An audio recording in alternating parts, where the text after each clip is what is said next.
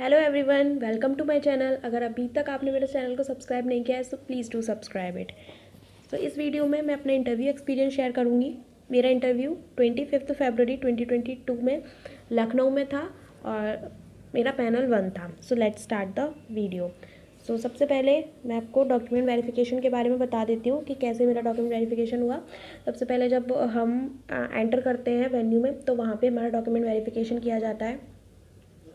तो डॉक्यूमेंट्स में आपको जो कॉल लेटर आया होता है इंटरव्यू का, उसमें सारे डॉक्यूमेंट्स मेंशन होते हैं, क्या क्या आपको ले जाना है।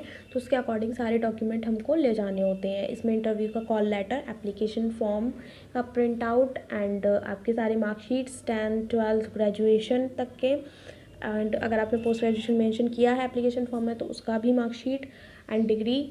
देन आपकी कोई भी एक आईडी प्रूफ जो आप प्री और मेंस में ले जाते हैं वो ले जाना होता है। एंड आप का किसी भी कैटेगरी से बिलोंग करते हैं तो उस कैटेगरी का सर्टिफिकेट, एंड अगर आपने प्रीवियस जॉब किया होता है तो उसका एनओसी भी हमें ले जाना होता है।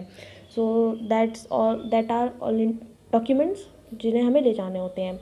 फिर उसके बाद डॉक्यूमेंट वेरिफिकेशन हो जाने के बाद सारे कैंडिडेट्स को ऊपर ले जाया जा रहा था इंटरव्यू के लिए। एक फ्लोर ऊपर था इंटरव्यू। तो अब मैं आपको बताती हूँ कि मेरा इंटरव्यू कैसे स्टार्ट हुआ। तो सबसे पहले जब हम बाहर वेट कर रहे होते हैं फिर एक बेल बजती है, दैन उसके बाद हमें एंटर करना होता है।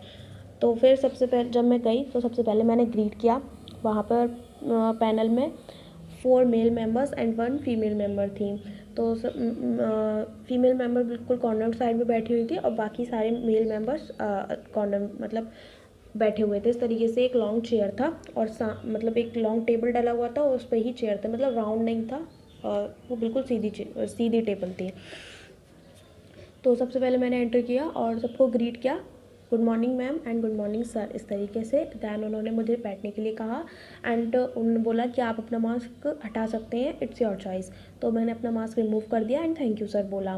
दैन उसके बाद उन्होंने मेरे नाम का मीनिंग पूछा।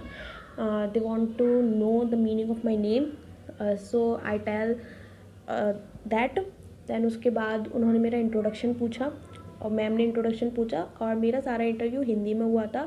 सो आपको बिल्कुल भी टेंशन लेने की ज़रूरत नहीं है कि हम कौन सी लैंग्वेज हमें बोलनी होती है, इंग्लिश ही बोलनी होती है, ऐसा कुछ नहीं। जिस भी लैंग्वेज में आप कंफर्टेबल है you can answer in that language only. So फिर मैंने अपना इंट्रोडक्शन बताया, उसमें मैंने अपनी हॉबी मेंशन की हुई थी। दैन उसके बाद मैम ने मुझसे क्वेश्चन किया कि आपने बैंकिंग में आने का क्यों डिसाइड किया।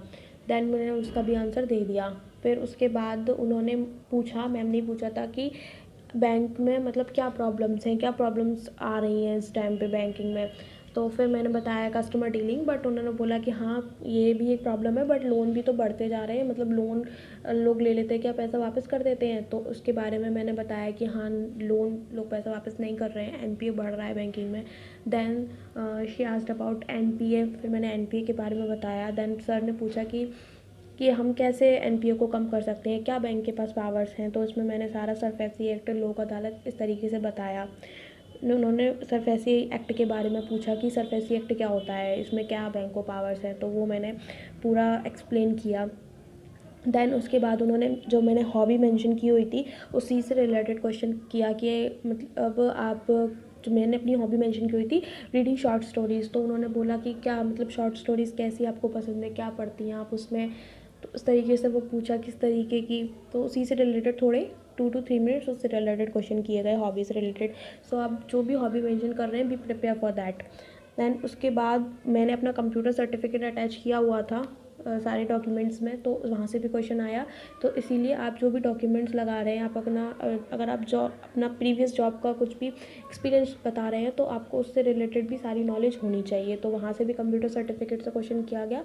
इस तरीके से ओवरऑल मेरा इंटरव्यू हुआ, अराउंड 10 मिनट्स का ये इंटरव्यू था and it was nice experience. Panel member बहुत अच्छा था, पैनल मेंबर्स काफ़ी अच्छे थे और वो अच्छे से बात कर रहे थे, बिल्कुल भी वहाँ पे डर फील नहीं हो रहा था। जो सारी बाहर इतनी टेंशन थी कि कैसा इंटरव्यू होगा अंदर जाके, और अंदर जाके बिल्कुल रिलैक्स फील हो गया, और ऐसा लग रहा था कि वो क्वेश्चन पूछते जाएं, हम आंसर करते जाएं। बिल्कुल भी आपको ऐसा नहीं लगेगा, बिल्कुल भी बर्डन फील नहीं होगा आपको, और ना ही डर होगा। बस आपको कॉन्फिडेंट रहना है, जो भी आप बोल रहे हैं बस सच बोलना है आपको। वहाँ पे कुछ भी बनावटी आंसर नहीं देने हैं आपको। क्वेश्चन अपने आंसर्स जो भी आप इंट्रोडक्शन प्रिपेयर करके ले जा रहे हैं वो आपको बिल्कुल रियल होना चाहिए, बिकॉज वहाँ से भी आपके क्वेश्चंस आएंगे। एंड आप जो भी सारे डॉक्यूमेंट्स अटैच कर रहे हैं उससे रिलेटेड आपको सारी नॉलेज होनी चाहिए। अगर आप स्पेशली अगर आप जॉब एक्सपीरियंस शेयर कर रहे हैं तो आपको उस जॉब से रिलेटेड सब कुछ पता होना चाहिए, बिकॉज जो हमसे क्वेश्चन किए जाते हैं वो हमारी पर्सनल प्रोफाइल पे ज़्यादा होते हैं।